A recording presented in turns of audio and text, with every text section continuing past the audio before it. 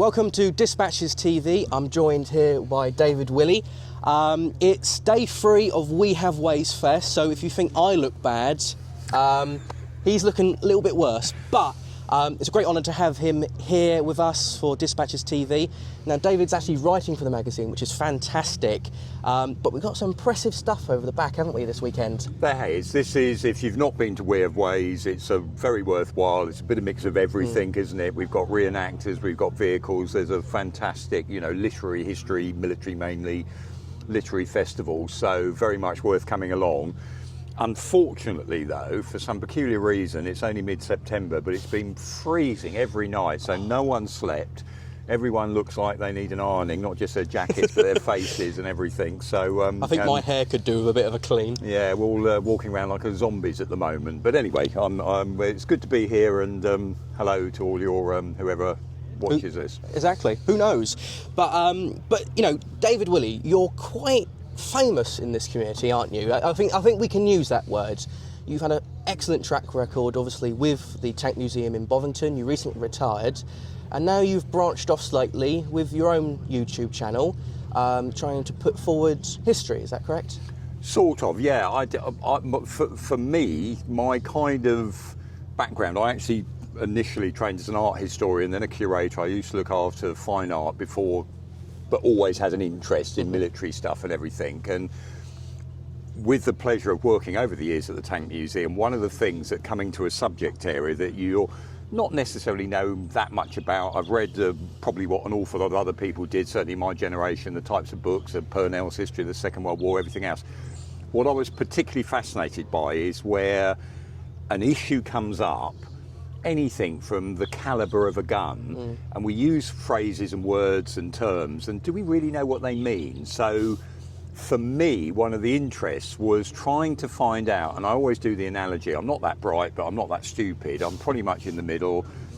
If I can understand it and somehow get enough about it to explain it to someone else, I personally find a great pleasure in that, and also it kind of gets you to understand it, because I remember reading books where you'd read some ridiculous load of tosh and take it in as if you understood it, but you don't understand it, do you? What's it really mean? A cavalry charge at Waterloo, it crashes into, when we know that horses don't like hitting, so all those different types of things about how do we understand, we're standing next to a famous Second World War Russian tank, T-34, I think this is a post-war one, but this idea, how does it really work? And I always love the pleasure of explaining about tracks to people, how do tracks work?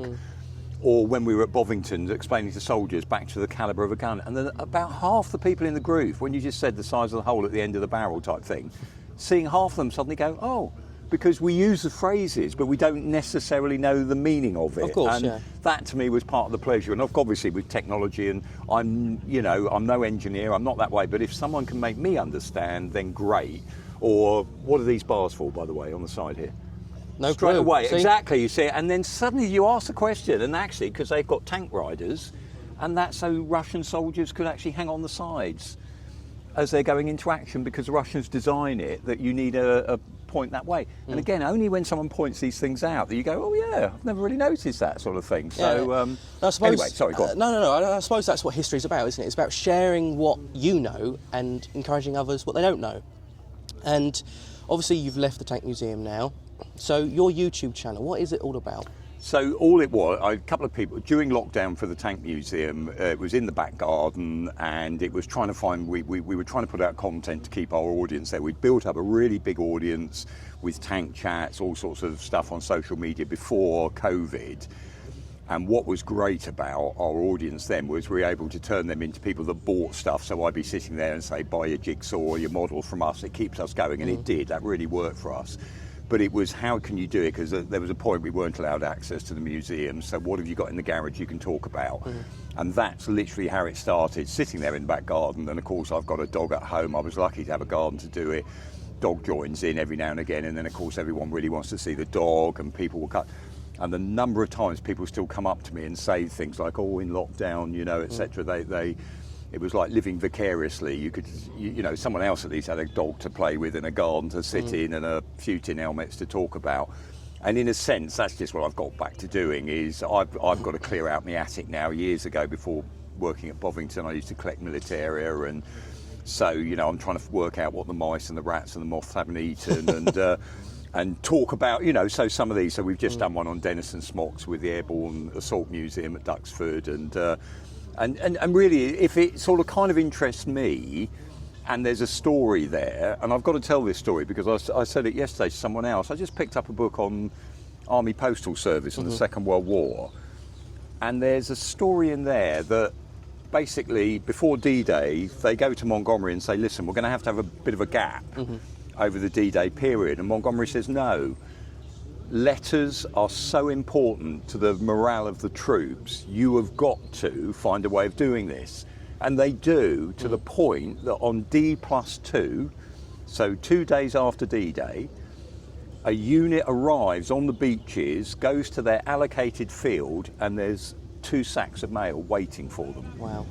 Exactly, and Incredible. that's what I went, wow. And then you read on, and by September of 44, the British Liberation Army, it was taking, on average, 2.5 days for a letter posted in Britain to get to a soldier in the field. And you laugh because we know what our postal service is like today. I was about to say, I sent out magazines, advanced magazines, and it took 3 weeks for it to get somewhere in the UK. So the point I'm trying to get to, so number one, isn't that just, and so it's a story that touches on Montgomery, because Montgomery, you know, you either love him, hate him, it's very hard to find the middle ground, you know, but the fact he's that sensitive to his troops' needs, that I'm not taking that, you will do it, and they can do it, and they do it. Number two is, when we try to do things properly, we can so often, and I think in modern British society we so often feel we've lost that capacity to do anything without it all going, you know, so look, hang on, these are things that might have to happen again, where we've got models, examples,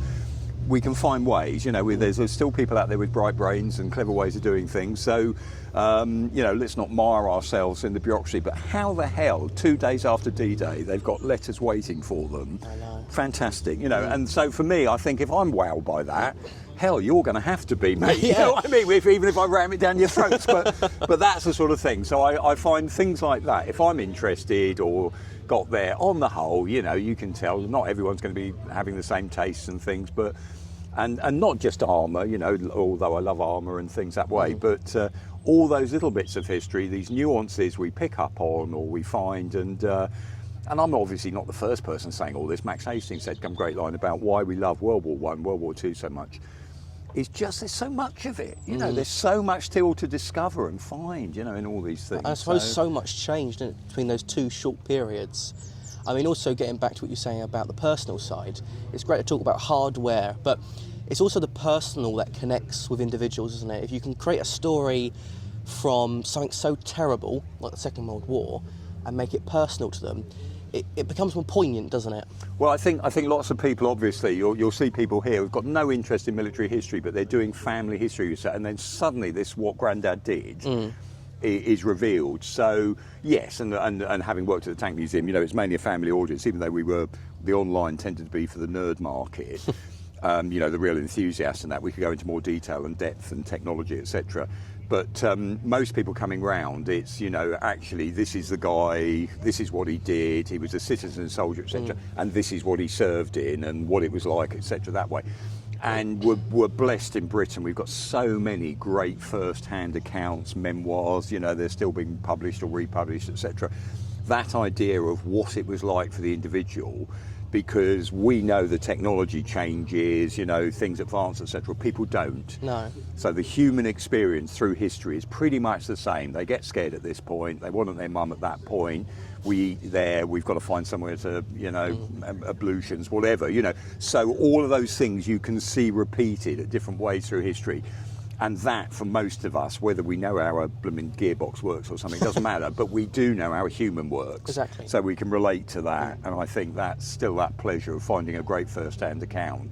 And, you know, and there's so many still, you know, we're running out of years sort of stuff, you know, to read all this stuff, but it is, you know, for me, and I had also the great privilege of meeting, for the Second World War, a number of those veterans and people like, you know, if you want a great memoir, tank soldier, British guy, Ken Tout, wrote fantastic, and to me his book, you know, they so deserve to be made into a film, you know, a really good film about what it was like being in a tank in World War II. And sadly, you know, not that many. And also, if you have met veterans, I always think you feel morally responsible now. If someone starts talking in a manner of, whoa, hang on, don't go there, you know, if you feel responsible for that generation. Yeah, of course. As time moves on, there's no doubt, you know, people will be, because we're surrounded by another generation of veterans, not just Second World War ones. No, of now, course. so. And I mean, it's really interesting, because obviously my specialty, or, you know, I'm learning still, I'm only 21, but you know, it's great to speak with people like you, because you have such a vast amount of knowledge that you can share, and it, you know, goes back to what you're saying. But you know, with Dispatches magazine, we launched 2 weekends ago at the Victory Show. That's where we had a conflab there as well, and obviously at Operation Market Harbour. Now, it's great that you're going to become involved with the magazine. Now, you're going to do an article a little bit about reenacting code of conduct. That's going in the second issue, isn't it? Yeah, well, whatever, you're the editing it, but all I'm Well, saying, it is. it is, okay. So what I'm saying on that one was, one of the things, looking at it from both sides, although I say both sides, when at early days Tank Museum involved in organising events and Tank Fest, etc., and, you know, with different reenactors groups and everything, one of those things, you can go around here and the knowledge that is being shared, the people there they've collected stuff, they've sourced material, they understand now how this particular thing works, and they're sharing that with everyone. From the organiser's point of view, great to do all that, but why is it we still have these spats going on? This group won't speak to this group. Suddenly, you know, we've given you an area of 40 square metres and there's one person turns up. You know, all the things that go on. Yeah, that sounds quite familiar.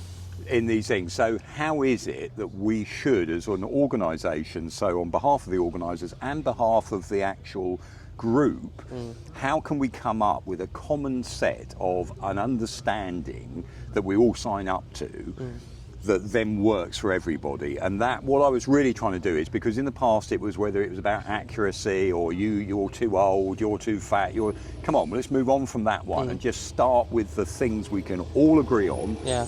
Turning up on time, being helpful, having read what their rules and regs are. So when you're starting a bonfire and the guy says, whoa, hang on, we're in a fire risk area, you know, it's said on the who's in charge that should be responsible for disseminating that information. All of these things, I think there's a lot we can do together, because you look around, it's such a good hobby. It is. It is such a good way of educating people having fun. But, and I, having seen it from the organiser's point as well, is we're in an age of risk aversion. So the more times things go wrong, the less chance those things are going to happen, you know, in terms of people are going to take the responsibility of organising, etc. Exactly. And we want that, because we don't want these things to die out. Look, and I do the analogy bonfire night. You know, every village, every town, every recreation ground had a bonfire night event. It doesn't anymore, because it's become too problematic.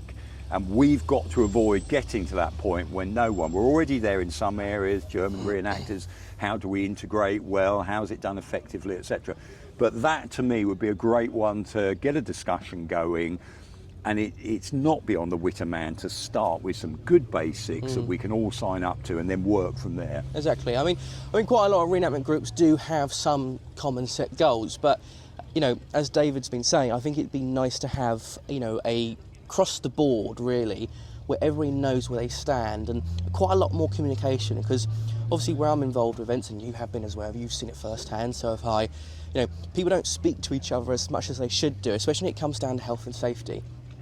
You know, the hobby's great, you know, I'm a reenactor, hence the magazine Dispatches. It's all about, you know, reenacting and try and put that forward, but what we should be doing is what David's been saying, speak to each other and make sure there's a common goal, and make sure there's safety parameters within that, you know, our hobby, because we are running around with blank firing guns, we are running around with, you know, bayonets and helmets and this, that, the other. You know, the general public might not know what that is. So where do we draw the line? And I think that might be how we kind of approach it with the magazine. Just sensible, absolutely sensible rules that people go on there. You know, you can spend hours and hours making sure you're wearing the right kit, but has everyone in the group also just been briefed about what this event is about, how we should be talking to the public? Most people get all this, but it'll only take one member of your group who hasn't had that, or is new, or is cheesed off that day for some reason, to ruin it for the rest of you. And you're not invited back next time, you see. So it's how can we get that across? And just then, we're also in a risk-averse society that, look at the way the world's going at the moment. working at Bovington, the fact that somebody walks up to the local spar shop dressed as a World War II paratrooper with his Garand on his back, be a bit careful, because the young soldiers who are on guard duty, they might not be into their World War II history, and suddenly there's a nutter in a helmet with a gun coming up the street, yeah? Yeah, no, And so, you know, where are we in character? When aren't we? What are the rules of that site? What you do in a field on your own is up to you, but if you're on somebody's event, let's make sure everybody buys into it. And again, you know, as I mentioned, 95%, 99% do it. But let's be careful, because it's so easy that this will be another one. What idiots let them have guns? The sun says. Well, this is happening anyway with obviously the some of the Brunei pistols and stuff. You know, the law's changing on that now, where blank firing those are not allowed. But that's a little bit off topic. But you know, I suppose, you know, for the listener and the, you know, the watcher as well. If I came to your house and you told me I don't want a bonfire in your garden, and I'd done that, you wouldn't be particularly happy, would you? It'd be the same if I came to your house. So it's, you know, common courtesy as well. And, you know, obviously shows need to maybe look at making some things stricter, maybe? Well, I think it's a cooperative venture. It's people understanding, making sure, because whoever those organisers are, you know, when someone says, oh, no one told me that, well, hang on. It's either in the paperwork. Please, one person read the paperwork and make sure everyone understands those issues. Each group needs a responsible adult. Do you know what I mean? In the sense of who's picked up on this. Definitely not me then, because I'm not responsible. You know, and also buying into things, you know, such as that public service bit, which is if people are paying money to come into the site. You're part of that now. You're on that site. So watch your language when the families are coming over. You know, and I'm saying this because you see such good examples of it all going on all the time. But that's why we notice the bad examples. Everyone's fast asleep because they've had a skinful the night before. They can't be bothered to get up. And when they do, they're all just completely zombified. You know, so anyway, but you know, I don't want to go on because it's just trying to make it a better hobby. That can continue and doesn't go down the drain in the wrong way, because it'll only be a few, we never talk to them, no, they're not coming again, and everything else that way. If we can avoid that, let's do it. Exactly, and I mean, you know, with the magazine, you know, obviously where we've been going out to reenactment groups and individuals that are interested in this type of history, they've been saying it's really good because we've become the hub for reenacting, and that's what we want to try and become, so that when groups don't get along, you know, they can come to a centre point and they can support something that is their hobby. You know, this magazine is aimed for them. You know, it's made by reenactors for reenactors with some fantastic writers, not mentioning one here. But, you know, we've got some fantastic things coming along, and thank you for, you know, coming on board, and also for issues and in the future as well, and coming on board for, you know, the talks and what have you. So tune in next time for Dispatches TV, and thanks for David. Thank you. Bye-bye.